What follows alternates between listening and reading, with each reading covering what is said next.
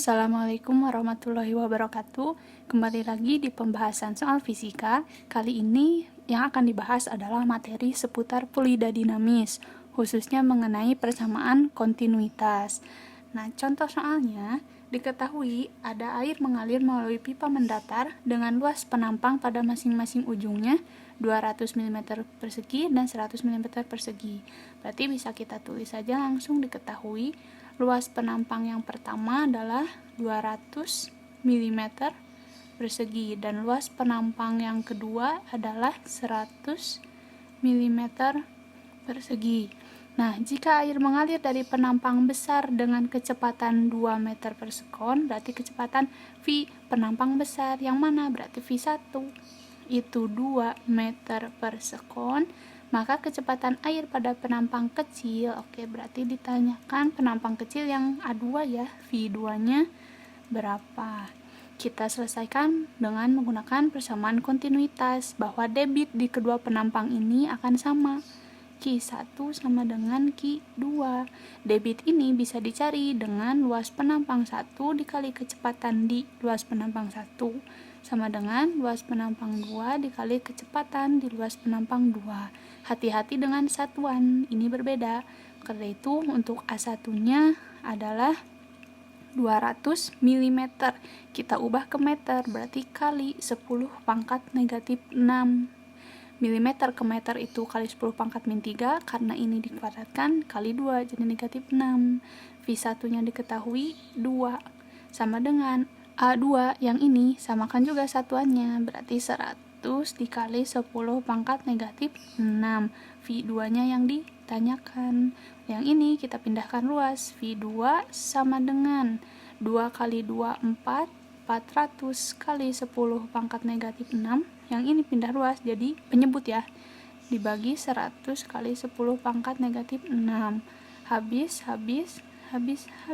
berarti V2 nilainya adalah 4 satuan meter per sekon. Jawabannya ada nih yang E. Soal berikutnya, diketahui ada sebuah pipa berbentuk leher botol, seperti gambar ini ya. Jika diameter penampang D1, diketahui, kita tulis langsung saja bahwa D1 adalah 4 kali diameter penampang D2. Diameter 1 yang ini sama dengan 4 kali diameter 2. Dan kelajuan air dalam penampang besar, berarti penampang besar yang satu ya. Berarti V1 adalah 5 meter per sekon. Maka kelajuan air dalam penampang kecil, berarti yang V2-nya berapa? Nah, hati-hati, sekarang yang diketahui adalah diameter, bukan luas penampangnya. Caranya sama, kita memakai persamaan kontinuitas, bahwa Q1 akan sama dengan Q2. Debit di penampang 1 sama dengan debit di penampang 2. Nah, turunan debitnya persamaan kontinuitas. A1 V1 sama dengan A2 kali V2. Nah, luas penampang ini karena dia berbentuk botol, berarti penampangnya lingkaran. Cari penampang lingkaran dengan mempergunakan diameter, berarti luas lingkaran, yaitu 1/4 VD kuadrat. Itu V1 kali V1, ini D1, sama dengan 1/4 D2 kuadrat kali V2. Kita masukkan angkanya, berarti ini bisa habis dibagi 1/4 V-nya.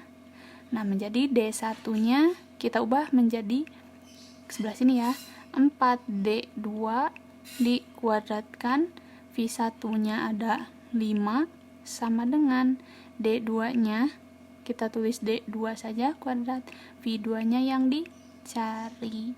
Nah, 4 dikuadratkan adalah 16, D2 kuadrat dikali 5 sama dengan D2 kuadrat V2. Ini habis dibagi. 16 kali 5 adalah 80. Berarti dapat V2-nya 80 satuan meter per sekon. Jadi jawabannya adalah yang E ya. Oke. Soal berikutnya, ini mengenai persamaan atau teorema Torricelli, di mana teorema Torricelli ini adalah salah satu penerapan dari asas Bernoulli.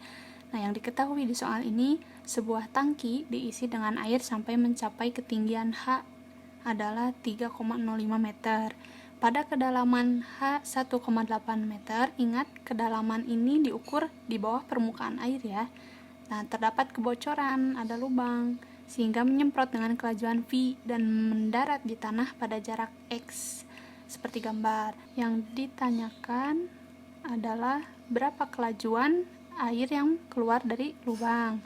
Nah, cara mencarinya, untuk teorema Torricelli ini sebetulnya kita bisa menurunkan rumusnya dari asas Bernoulli, di mana dengan ketentuan kecepatan air yang menurun dari permukaan ini karena perlahan kita anggap sebagai 0.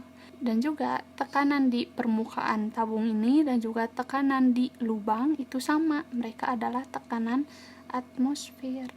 Nah, menggunakan konsep itu, maka nanti kita bisa mendapatkan perumusan kecepatan air yang mengalir dari lubang adalah V sama dengan akar 2GH. Jadi sama seperti mencari kecepatan benda jatuh bebas. Nah, kita cari ya, V sama dengan akar 2, gravitasinya 10, H. H ini adalah kedalaman si lubang diukur dari permukaan air. Berarti H kecil ini 1,8. Oke, kita kalikan, dapat V-nya adalah 2 kali 18 itu adalah 36. Berarti kecepatan air yang keluarnya adalah 6 meter per sekon. Nah, kemudian dicari juga X-nya berapa. Ditanyakan yang kedua, berapa jarak mendatar yang dapat dicapai. Nah, sama penurunannya dari asas Bernoulli. Nanti kita bisa mencari X itu dari persamaan 2 kali akar H dikali H aksen.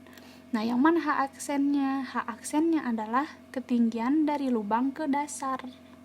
Berarti X sama dengan 2. H-nya tetap tadi kedalaman yang ini 1,8. H aksen itu tinggi dari lubang ke dasar. Berarti gimana kita cari tinggi ini? Ya sudah, H keseluruhan, H besar 3,05 dikurangi H kecil ini 1,8.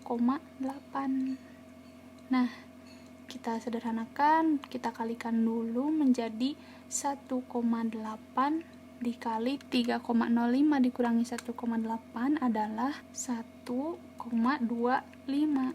Oke, sini ya. Maka X sama dengan 2 akar hasil perkaliannya 2,25. Maka X sama dengan 2 akar 2,25 adalah 1,5. 2 dikali 1,5 adalah 3. Satuan jarak meter. Nah, berarti kita sudah selesai. Kecepatan air keluar dari lubangnya 6 meter per sekon. Jarak yang ditempuh dari pancaran airnya adalah 3 meter.